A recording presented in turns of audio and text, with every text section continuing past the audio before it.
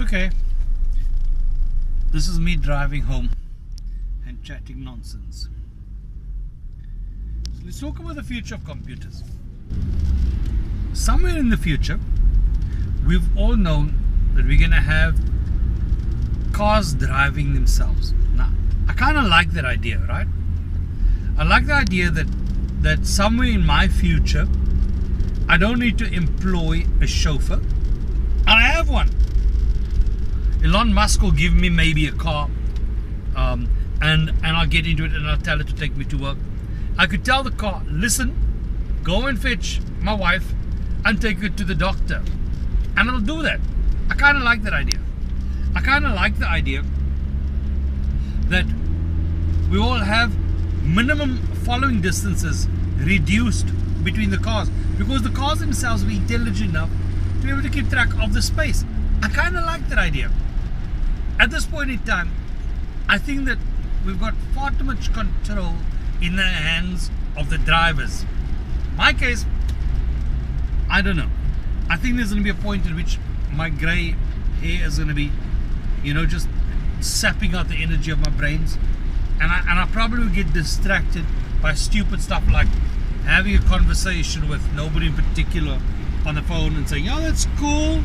I kind of like the idea that I don't have to keep my hands on the wheel. Maybe that's the point. But the real thing is this, that starting off, how does this impact us in the IT industry? Well, that means that there's not enough people in South Africa, in Cape Town, in Mitchell's Plain, who are learning artificial intelligence to be able to say, how do I add value to that car, to that intelligence, vehicle intelligence? I guess there's an entire branch of IT that's being ignored, where we need to talk about vehicle intelligence. Now, let's talk vehicle intelligence as an extension of overall system intelligence. Let's talk about your home and home intelligence. The vehicle is that part which cocoons you, which takes you around to where you need to be, takes you to your dreams. Cool. Somebody needs to be held accountable to look after the needs of vehicle intelligence.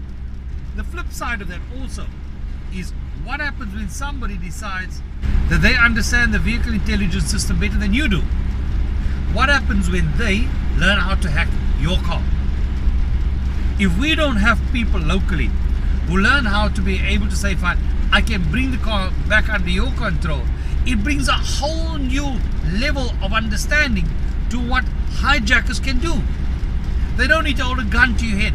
All they're going to do is be able to get Wi-Fi access to your car and control it and drive it to where they need it to be. Hell, man, they could drive it into a truck. Not as in smash the truck, but kind of a container, drive it into the container, close the container behind, and leave it in the car. Next thing is you're waking up in Russia or somewhere else.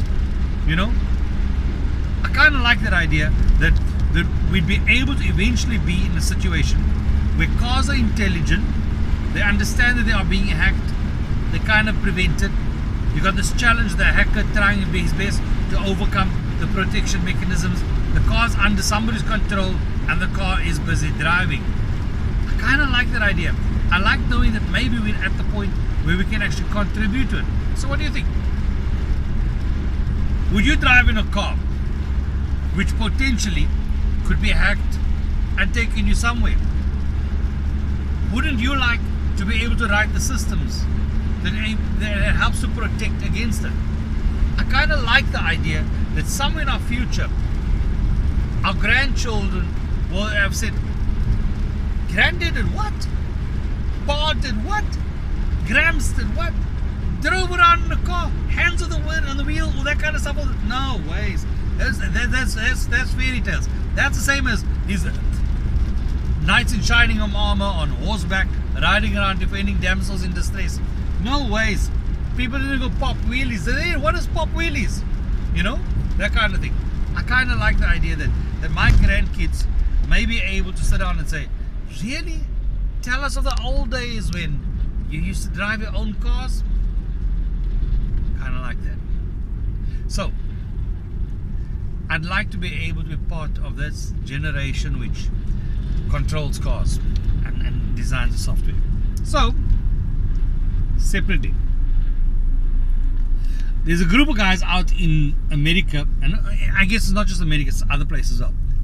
But they've started saying that, you know something, rather than wait for Tesla or Mercedes or Volvo to come up with the autonomous driving car, they actually want to create an open source method by which anybody who's got about 10,000 Rand, about maybe $1,000, can say we can buy components and add these components to any vehicle which has got automatic, power steering.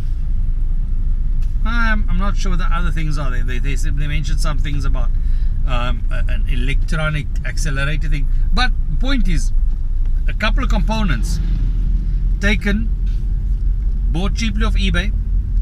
You can then attach it to the car in one way or the other, download their software,